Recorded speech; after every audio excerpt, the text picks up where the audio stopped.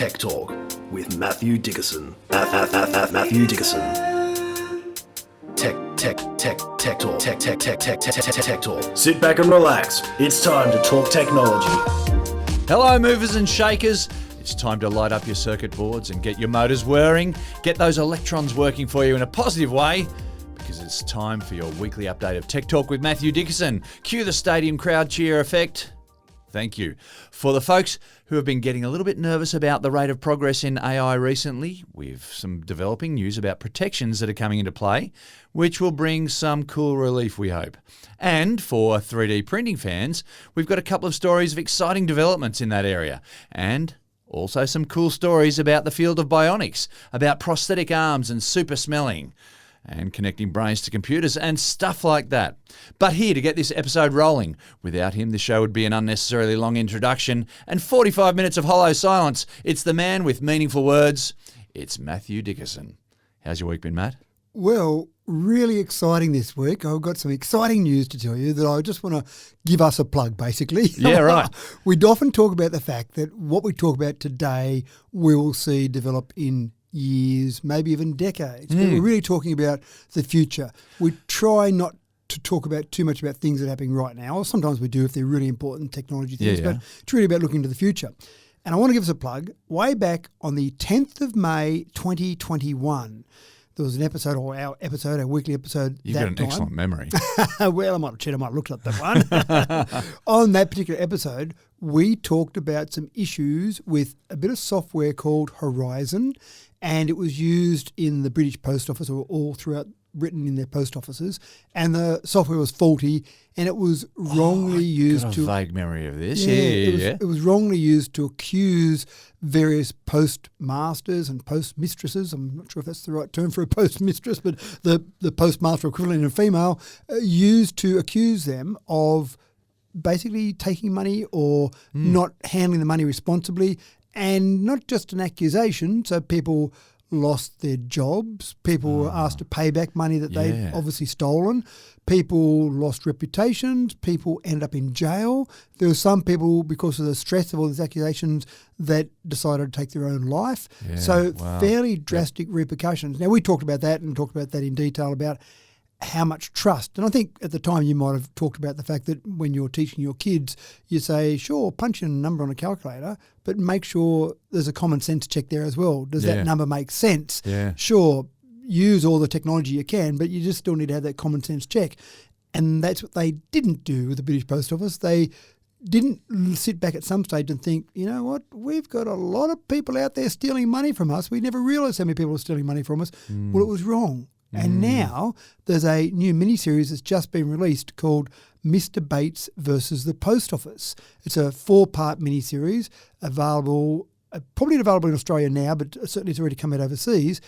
But it's all about this whole thing with Horizon Software and about all these people that ended up in jail. And there's actually, as a result of the miniseries in England now, there's more action happening with some of the people that have been involved getting some sort of compensation. Obviously, I think most of them are back out of jail now after they've been finally found to not have been doing the wrong thing. Even the Prime Minister in Britain has tuned into all of this. So, but our listeners knew about it, James. Almost, that's right. Almost 3 years ago. And you brought it to them. Yeah, exactly right. Well done, you. Now, that's enough dilly-dallying. Let's bog into today's episode. With the US election looming ominously in November this year, eyes from all over the world are focused on the bumpy road that is the campaign trail ahead. Regardless of which camp people hang their hat in, the whole concept of campaigning in America has changed dramatically in the past decade, and it's clear that facts run a poor second to the feels. There's nothing new about cold calling in campaigns and advertising. Anything can get a message out. Oh, sorry, that should be anything to get a message out, and AI can cold call like no one else. So in a bid to restore some integrity in 2024, the American Federal Communications Commission has declared that AI-generated robocalls are illegal now in the US. Matt, I'm not against this one bit, but how does anyone police a law like this? Well, it's a good question, because I thought the same thing. I thought, gee, policing this is going to be tough. And even pointing the finger at who has done that. So the thing that triggered a lot of this, I think anyway, was recently in New Hampshire, there were robocalls being made by President Joe Biden. Yeah. He was ringing people and he was saying, Personally? don't vote in the state presidential primary. So you're sitting there having dinner, chatting away to your partner, and you get a phone call. G'day, this is President Joe Biden. That's pretty cool. The president's rung me. I'm glad you took time out of running the country to just give me a call. Everything else you had to do. That's right. And then that's the important message. Matthew, don't vote in this election. Oh, okay, I won't do that then. The president told me not to. Now, it's worse than that, I think, because it wouldn't be that hard to create AI tools that you could not just hear a message, but actually have a conversation. Yeah. So the president's on the phone and, okay, thanks, Joe. Is it okay to call you Joe? Sure, that's okay, Matthew. I mean, you can have this whole conversation because AI is clever enough. Meanwhile, it sounds like the president's voice. So the Federal Communications Commission thought this probably isn't a good idea to have that sort of situation. So they've now declared, as you said, AI-generated robocalls illegal. One of the things that is interesting from that is, sure, you can use someone's voice. You could use just a random voice. You wouldn't have to use a famous person's voice, but to have that conversation. But again, how do you prove that was an AI call? No, that was Billy. Billy's got a job and he just has that conversation with people, goes back and forth, but proving it was generated by AI. Yeah. Now, they put some pretty severe penalties in place to try and stop this. $23,000 a fine per call if you are caught doing it. And if you're a victim, and they're using the word victim, if you receive one of these calls, you can claim compensation from the company up to $1,500. But again, proving that.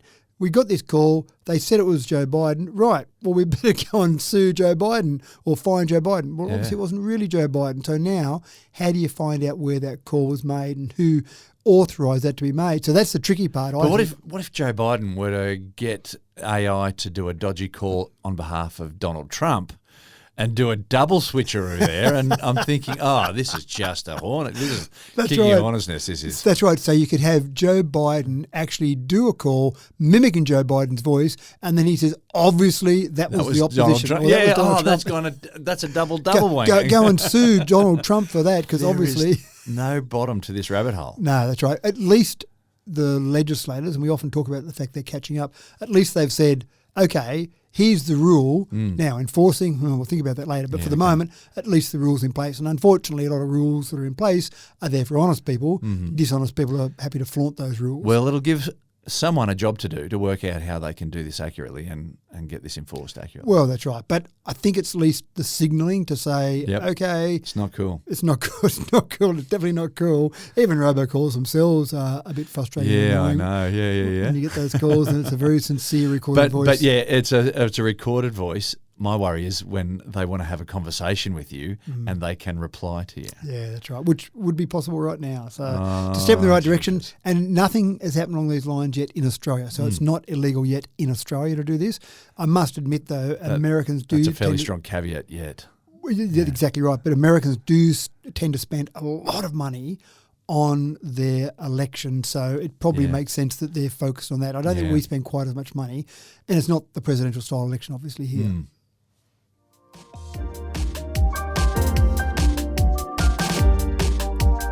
Further on the subject of AI-generated fraud, the concept of the deepfake was barely even a twinkle in a hacker's eye a couple of years ago. But today, kids can create a compromising deepfake of their least favourite human and have it bouncing around all 7 continents before little lunch. It's hard to pick a deepfake from reality, but Google thinks it might have an answer, Matt. It's interesting. There is something which I didn't know existed called a Coalition for Content Provenance and Authenticity, or more commonly known as C2PA. Sounds like something out of a Star Wars film, doesn't it? Yeah.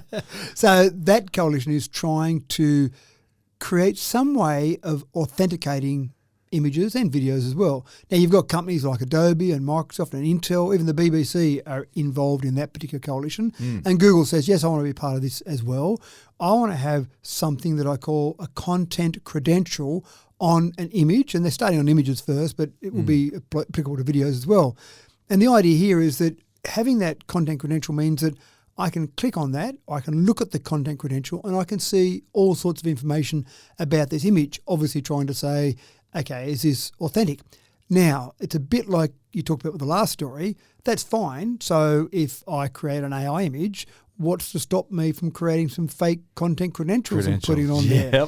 So they've got ways they're working through exactly that problem. So I can either create some fake content credentials and put it on there and say that's fine. But if I've got some other third-party way of checking those credentials and checking the authenticity of that, then that would improve that. But it's a constant chase your tail scenario that I see. So you've got some of the big companies, and I think they're getting more responsible. I think the Googles and the Microsofts and the Adobes of the world realise just how important it is to have trust in our technology. So even though in the past, I suspect that some of those large companies just said it's okay, things will work themselves out. We can do it, so let's just do it. Well, now I think they are saying that. I think in the past they didn't. I think they just said it'll just let it run and things will work themselves out. But I think they're now realising the incredible responsibility they have. And when you start seeing, we talked about last week that 38.8 million, I think it was, a Hong Kong company transferred to a fake person or a fake company because they had this deep fake video call. So when you start to see real hurt being caused to companies, and again with pictures, you said it a minute ago that you could get a school kid not happy with their marks they got in a test. Next thing you know, there's a deep fake video of their school teacher doing all sorts of things with no clothes on. So that's a reality. So it can cause real hurt to people, it can cause real hurt to bank balances. So I think the big guys are saying, well, let's work out ways we can do it. There's a long way to go in this. How you get the content credentials on the image, that's easy. But how you stop people creating fake content credentials, that's the tough part. So you need to try and work out some way of doing it. But at least the hope that I see here is that we've got some of those big companies there that are saying, this is a problem, we need to work out how to solve this problem. And so hopefully with enough of those smart people around, they'll certainly work out a way to do it. And also, this is another thing too, because as technology develops, we're concerned that we're removing people from opportunities to do jobs because the technology takes the place of the job that was done by a human in the past. But there's new jobs that are being created now in trying to find a way, or new occupations, shall I say, in trying to find ways to manage this new technology and cope with the changes that come with it. Yeah, and even, say, for example, with Facebook advertising, at one stage there were ads that were running rampant, especially around elections. And we mentioned it before that I think Donald Trump in the 2020 election spent $40 million on Facebook advertising alone. So it's a big industry. It's huge money that's being generated by these companies. And so at one stage there was a pretty much free-for-all. But even Facebook, who maybe ignored some of the rules for some time or ignored trying to create some standards there, even they're at the point now that anyone that wants to advertise for political purposes, there's a process they've got to go through and they've got to authenticate that person really exists and they've got to show ID. So there's some extra steps involved, which means that it just makes it that bit harder for someone to just go rampant. And so you can trace back that advertising and say, okay, we know that ad was placed by this person and this person we know is real. So at least there's some sort of traceability back to some of those. But gee, it's a long way to go and the technology is screaming ahead. That's right. So we've got to try and catch up with creating self-regulation. quite a jungle. Well, it is, but self-regulation and then some of the legislation as well.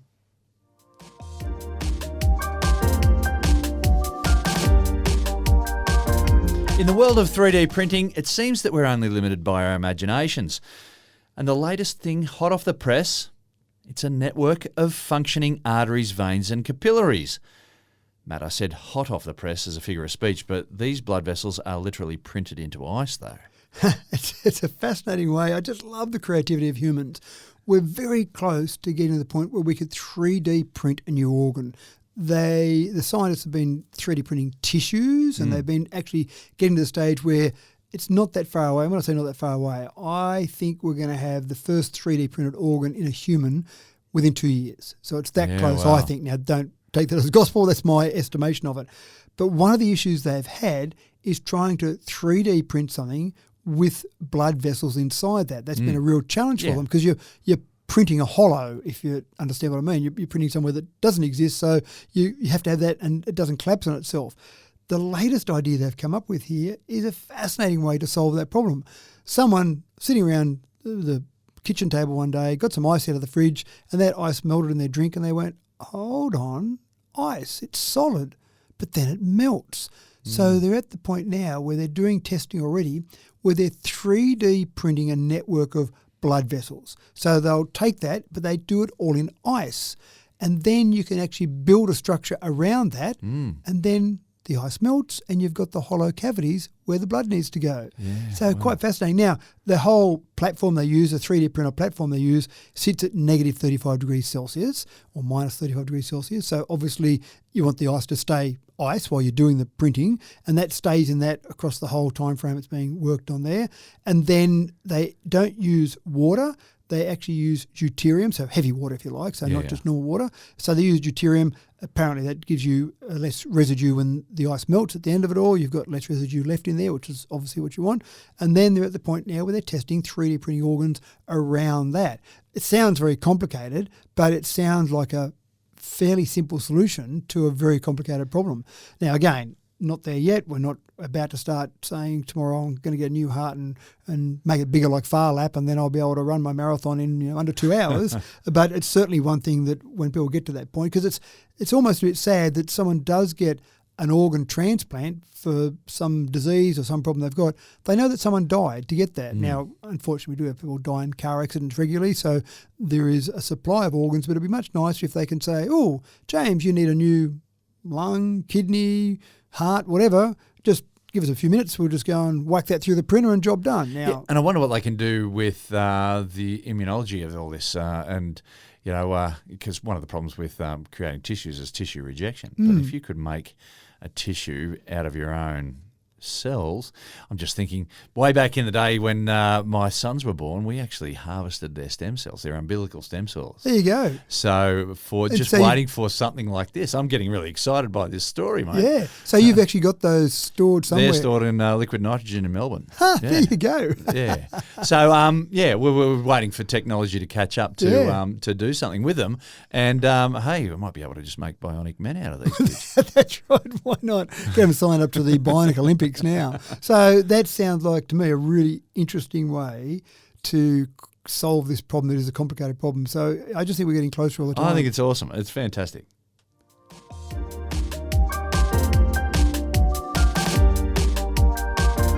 Construction in space has, up until now, always involved producing parts here on Earth first and then carrying them out into orbit and assembling them in apparent weightlessness.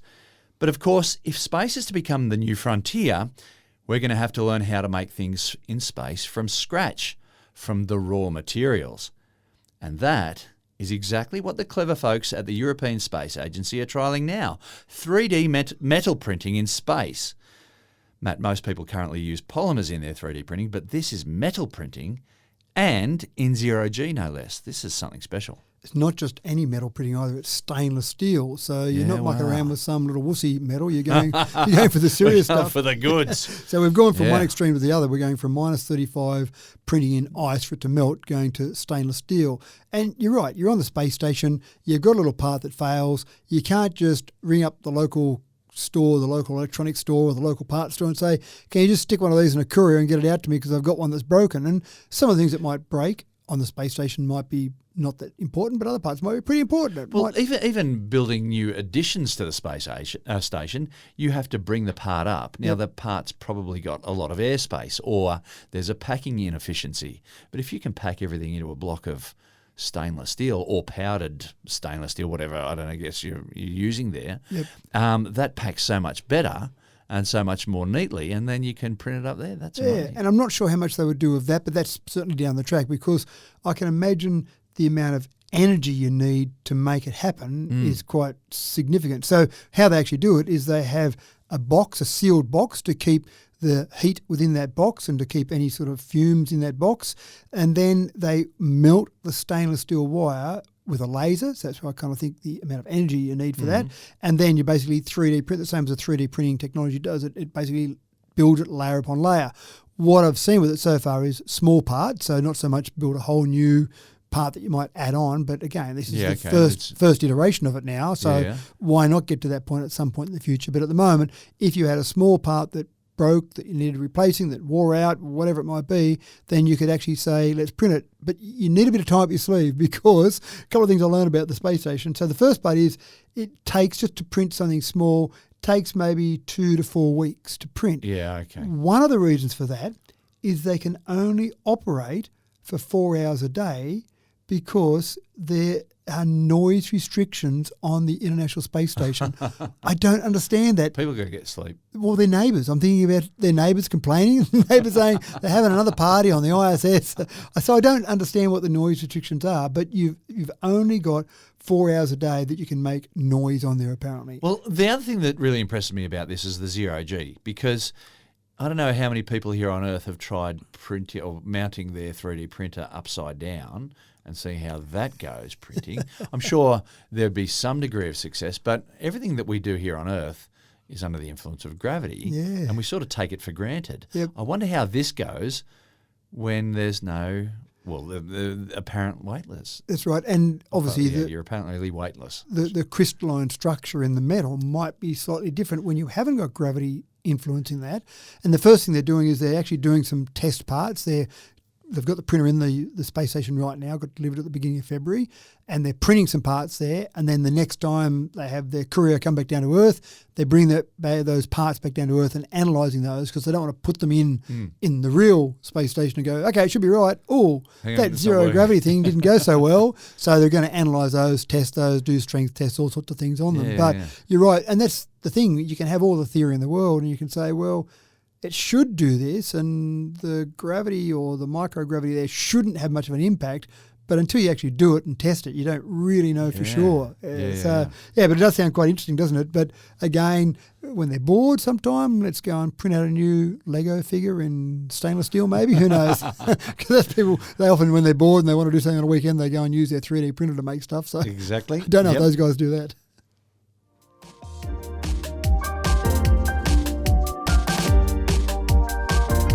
Prosthetics are improving all the time, restoring better and better natural movement and capability to the patient with each new generation. A bionic hand is now able to reproduce the pressure grip or the power grip on demand without crushing eggs or without holding onto a hammer too loosely. But until now, they've been completely numb to sensations like hot and cold temperatures. Until now, Matt. Until now. And a part of it is the phantom sensation that people have. If ever you've talked to someone that's missing some part of their body, even a finger, but say an arm or a leg, they'll often talk about the fact that their hand gets itchy. Phantom limbs? Yeah, phantom limbs, even though they don't have it there. And so researchers thought, well, if there is this sensation there, even though it's not there, can we take advantage of that? And they have actually taken advantage of that in a very clever way. So, for example, I've got my arm missing. I then get a prosthetic arm. Now, that prosthetic arm, as you said, might have some ability to grip things, to move and do things. But typically in the past, it was an inanimate object. So I couldn't really work out if something was hot or cold, or couldn't work out if something was made of glass or made of something that was a bit softer. Yeah. And what they're doing now is the first thing is putting temperature sensors. So there's some temperature sensors in the hand itself, for example. And that's great.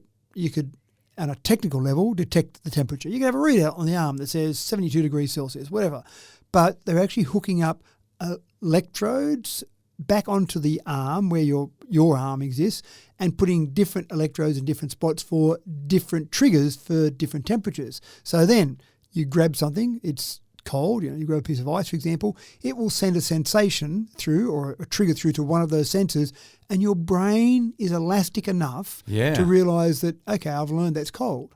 And then another trigger might be that's hot. And so these neuroplasticity is an amazing thing. It is, isn't it? And the brain rewires itself to understand how this new prosthetic's working. Yeah, and you got to the stage very quickly that you're getting 100% accuracy in hot and cold. Now, I'm sure you couldn't say, yep, that's exactly 38.7 degrees Celsius, but you got to the point where you could detect different temperatures. And again, that might be useful because if you're dealing with something, the prosthetic might be able to pick out that thing out of the oven, but then you grab it with the other hand and go, oh, whoops, that's actually a bit hot. So that was the first part they did. And then using this same concept where you could actually detect how hard, how much pressure was on something when you picked it up, the prosthetic was good enough to detect that. But then again, by having sensors come through to your arm, it could then trigger to say, this is hot, this is hard like glass, or this is soft like a sponge. They got to the stage with heat, they were getting 100% accuracy, hot and cold, using the prosthetic. When you got to glass, copper, plastic, etc., you got to about 66% accuracy. Right, And again, still some obviously, work while to the do person there. was blindfolded. And you think about it, even if I was blindfolded and someone said, this is copper, well, they didn't tell me, they said, guess what this is, glass or copper or various things along those lines, I don't know that I'd get it perfectly right either, because some of those things, they might have a bit of a feel with temperature, but they're still hard. So glass and copper, they probably feel fairly similar. Yeah, it's Maybe all about the specific heat capacity and how much it wants to draw that heat out of your fingers. Yeah, so how does glass compare to copper? Well, see, I think Guess what I'm doing tomorrow? get the kids at school. Yeah, I'm going to see if we can Blindfold. That's test it. good. So that's a good one. They use glass, they use copper, and they use plastic as three things to identify. All similar hardness, but as you say, a different heat capacity. And my first thought would be the copper would feel different because it would absorb the heat a bit differently to the glass, for example. But then Yeah, plastic so it's going in to there. feel colder. It'll suck that heat faster, you think. Yeah. But glass will do that very well. That's really interesting. It is, isn't it? Yeah. Let me know. Next week I want to hear the results of your Oh, there's kids. pressure. Now I've got to go and do it. But we've got to find objects that are the same shape and size and all that sort of stuff too. We can Yeah, make it even go something completely- flat, and just say to the kids, you can only put your hand straight down on that flat bit of glass, flat bit of copper. Yeah, interesting. Yeah. So that was actually quite fascinating because, again, if you had this ability with your prosthetic, it just would make your life a bit better. And the other one they worked out that they could work out with some of these electrodes was how wet something was. Because, again, what's the difference? If I touch something and it's wet or it's dry, I know that it's wet or it's dry, but that's years of my body learning that. How do you have a sensor in there that picks up moisture? You could do that and then have different sensors come through onto the rest of your arm. Yeah, amazing. Amazing things. here, isn't it?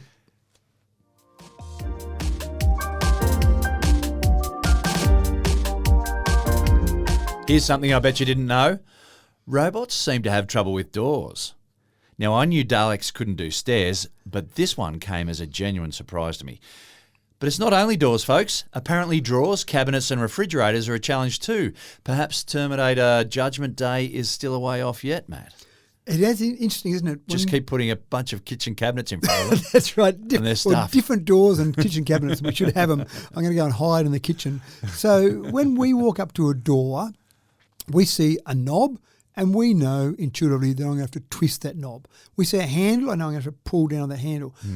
I don't think we think about it that much, but we must just do it. Well, we do that, but we must also do a quick analysis about where the hinges are, because we know instinctively whether to pull or push on a door based on something, maybe the last Yeah. person that went through there we saw, or maybe the hinges. There is that cartoon of the Midvale School for the Gifted, that classic Gary Larson Far Side cartoon. You've never seen I this? haven't seen that one, no. Yeah, Midvale School for the Gifted has got a big sign on the door, and it's a push door. No, it's a pull door, and he's pushing on it. Right. No, so that everyone's been caught out by that. They have. Sure. But Anyway, intuitively, I I think digress. we know that.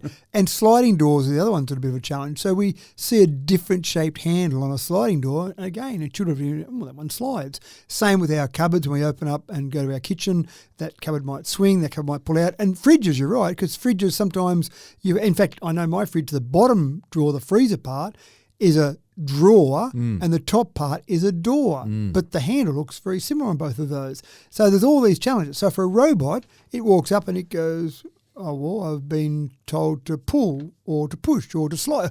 What's it been told? What's the programming say? What these So particular... when it can't work it out, it just gets its laser beams and blows the thing up. Right? Why not? Yeah, right, okay. And that's where the Dalek reference comes Okay. in. It exterminates the door. So some researchers at Carnegie Mellon University have said, well, we're going to work on just a robot. Before we get to the stage where Rosie from the Jetsons can come and do all our housework, which is where I'm aiming for, Rosie needs to know how to get around the house. And they figure that some people are working on some other clever parts, folding clothes, putting up clothes back into the cupboard, that sort of thing. So these researchers have said, we're just going to teach robots how to get through doors. That's our job. That's our entire job. So they've actually spent time where they've used some AI and they've set up these robots to go around the university randomly and Just learn. opening doors. Well, no, learn first of all how to go through doors. And what I love about this is it's just the same as kids. They reward the robot for successful interactions. I don't know how they reward the robot, but they reward the robot for successful interactions, which is encouraging it to then go and learn more. So the robot is literally going around, it watches a door, typically for about 30 minutes, watches people go in and out, and then it goes, I got the hang of this one, and goes over, and it's getting that to about 95% accuracy when it goes and works out how to go through it. What it's got to do next is be able to analyse enough different components of a door that it can walk up to that door without seeing anyone else walk up to that door and know how to open it. And that's the real challenge. Then we get past the doors, then we get to the kitchen cupboards and the kitchen drawers and all sorts of things. Because you think about kitchens, you think about how many different ways kitchens are set up and how many different types of drawers, and they're sliding and they're swinging. Our dishwashers in our kitchen, as many are hidden away. They look like two normal drawers in a kitchen. They've got the same front, they've got the same handles. So how do you know those ones as opposed to the ones that are just normal drawers you put knives and forks in? So what we're teaching them is how to find us when we're trying to hide at the end of days. So the kitchen won't be the safe place anymore after that. So I think the idea here is once they've got this part nailed, then they can say to people working on other parts of the robotics, we've got the solution to the doors, come and use our algorithms and our learnings and then plug that into your robot. So anyway, at the moment, it just wanders around the university trying to go through just doors. Just watching people in a really creepy fashion. Don't feel walking freaked out.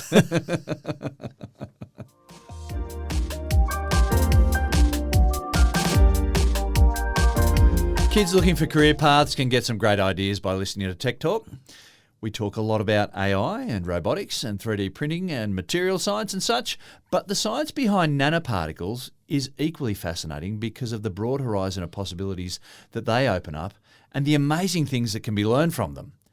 Now, Matt, why are scientists from Washington University injecting nanoparticles into the olfactories of locusts? And I do apologise to anyone out there that's worried about animal cruelty. I'm not sure if locusts come under that category, but it does sound like we're taking full advantage of the natural components of a locust and then adding to it. So locusts have actually got very acute olfactory capabilities anyway, so they can smell really good. And when I say smell really good, not that we smell them and go, that smells nice. They've got highly sensitive smell. They'll say you smell really nice. That's right, or maybe not, but whichever way. That's an extreme one or the other. So that's the first part. They can detect specific chemicals very accurately. So great, tick one for the locust. Then scientists have injected some nanoparticles to enhance their smell identification. So certain smells, certain chemicals they're looking for, in this case, they're looking for the smells of bombs. So when you go through security at an airport, they get the little cloth and they swap it over your hands and your belt and maybe part of your bag that you're carrying through, trying to pick up particles. Well, smell is another way you can do that, because if you've been playing with some bombs, handling some bombs, or you've got a bomb in your bag, then that can be picked up via smell. We just need to train these locusts to be able to point. Well, the way they train them to point is via their neural activity. So wow. Okay. We take a locust, we inject some nanoparticles into its brain to say, now you're going to focus on these smells that we want, and then they put some electrodes on and monitor the neural activity. I'm not sure how much neural activity there is in the brain of a locust normally, but apparently there's enough extra activity that when a certain smell is smelt, the neural activity of the brain does something, and the scientists say, yes, we've picked up that smell. So I'm imagining these little locusts. So you've got explosives on your gear, and they come and say, sorry, sir, we know you've got explosives. They go, how do you know? It says, the locusts told me. That's right, this little thing here. And I'm just not sure whether these electrodes are in a wireless scenario, so they can just send the locusts out there and pick up activity, or they've got to be connected to their machine. Helmets, with the wires attached. Yeah, anyway. So I'm imagining something out of the 50s. Oh, that's exactly, I'm thinking of these. And again, you go through the airport now, forget a guy with a little wand that swipes your belt. No. They say, just release the locust. That's it. We'll just let the locusts have a sniff around you. You stand there going, the things you get away with at an airport, you couldn't get away with normally. If someone said to you out in the street to do the things they tell you to do at an airport, you'd tell them to go away in a harsh way. But you can get away with all sorts of things. So apparently at some stage in the future, you'll be walking into the Empire State Building to go up the top, or you'll be going through an airport and someone will say, let the locust sniff you to see whether you're safe to go ahead. Oh, wow. But it is one of those examples where we look at what nature does and we look at what nature is very good at, and we say, let's take that rather than invent that again or create something that does that. Let's take advantage of what nature gives us. Yeah. So it's quite fascinating. But again, I come back to it so many times.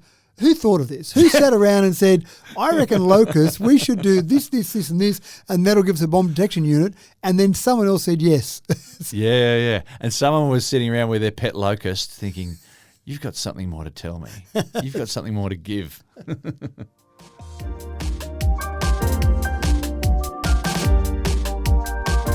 How do you feel about brain-computer interfacing? Rendering keyboards and mouses, it's called mouses too, I believe, redundant, and just tuning your melon directly into the laptop. Now, you may have heard already that Elon Musk has his first guinea pig and has announced that the first successful trial of the new Neuralink brain implant was awesome. Matt, I've enough trouble with weirdly accurate advertising on my phone now. I feel like I don't need tech to be literally millimetres from my thoughts. Well, I'm actually not the biggest fan of the sitcom 2.5 Men because I think it's probably a bit inappropriate. But I do remember seeing one episode, and I went back and had another look at it then when I was talking about this story, thinking about this story. So episode 12, season 11 of 2.5 Men has got, in that this is when Ashton has taken over from Charlie Sheen. And so Walden is the character there. And he's working on this device to read your thoughts. And everyone can see that it's going to be a bad idea. And of course, there's two people in there and they've got these headsets on and they're having their thoughts read. And you can't, there's a reason that we have a filter that goes from what I'm thinking right now to what I say. And in this particular series or this particular episode, there's thoughts going on inside Walden's head and they're being read out directly by the computer and they're pretty embarrassing thoughts. So it's kind of things, even his first word. So you go back to 1876 when Alexander Graham Bell first spoke on a telephone and he said, Mr. Watson, come here, I want to see you. Not the most revolutionary words, but still quite interesting. In this episode, Walden's first thought that came out from the computer was pudding.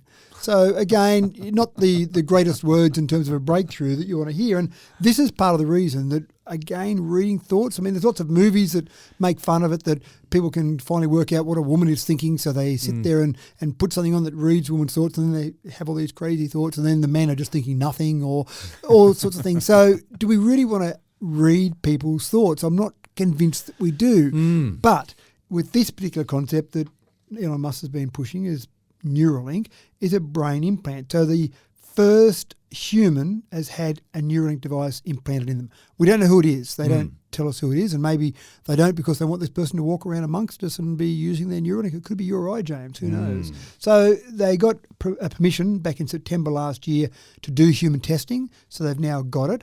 And what the Neuralink device does is it's basically, call it a brain-computer interface. It's a device that allows signals to be transmitted, and it's got very tiny fingers, thinner than a human hair, that are actually going into the brain to detect certain activity. Wow. I know, it sounds pretty scary.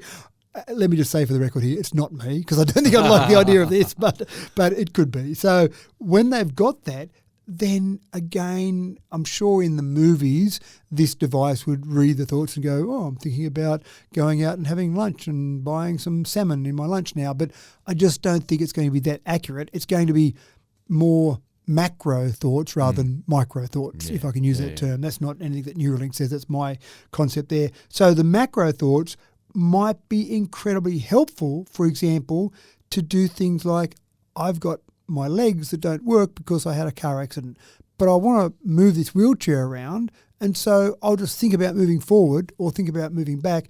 And again, we talked about the brain's elasticity earlier. I'm sure you could get to the stage where you could train your brain to think about those things and the wheelchair would respond. So that's where I think it'll be the most helpful in its early days, helping people that have got some sort of physical disadvantage. Stroke patients and motor neuron disease, all these things. Yeah. So that to me, as much as we might make fun about reading someone's thoughts and finding out how you can win a game of poker because you know what's in the other guy's hand, then this is where I think it'll be absolutely much more useful to try and have that interaction between the brain and physical devices. Could you get to the point where you had some prosthetic legs, bionic legs, if you like, and you thought about them moving and then they moved? Gee, it's a long way from that yet, but I think the physical wheelchair concept isn't that far away.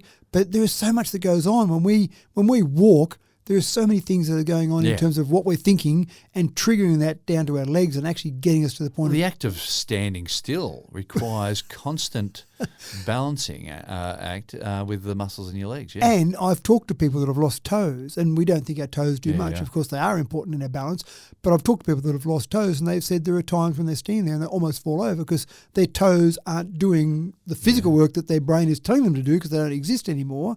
So you're right. There's so many things that we do that are just so complicated that we take for granted. So the first part is, yes, moving those around. The second part might be some physical devices you have on there. And it may be absolutely of some use to the things that you've talked about diseases or motor neuron or things where you're not, your brain is not communicating with your body effectively. Yeah. This might be an effective interface.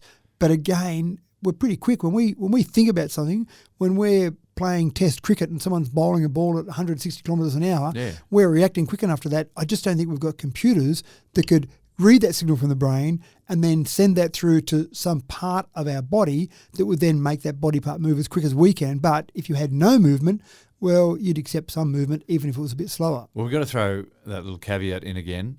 Yet. Yeah, so we're all about the future here. Yeah. We can't do it yet. Yeah, well, I'm really keen to see this first person that's got it in their brain. Yeah. And I imagine they haven't shown us anything yet, shown us the person, because they're still doing that training where imagine this person would come into the office each day, into the research office, and they'd say, right, now sit down. Now think about this. Think about moving forward in a wheelchair, for example. Think about turning left. Think about all sorts of different things. And then they would be trying to read what signals our brain was putting out when we're thinking about certain things. And I mean, that's the real challenge, interpreting. It's like you're talking a different language. You've now got to have some way of interpreting that language. So it sounds incredibly scary. Yeah, it does. Fascinating. But if I was in a wheelchair right now and someone said you've got the ability maybe to move around by thinking about it, I'd be saying, how quick can we develop this? Yeah. So I don't know where this is going to go. It's a fascinating one. It's a scary one. But it's almost inevitable, I think, which is a bit scary.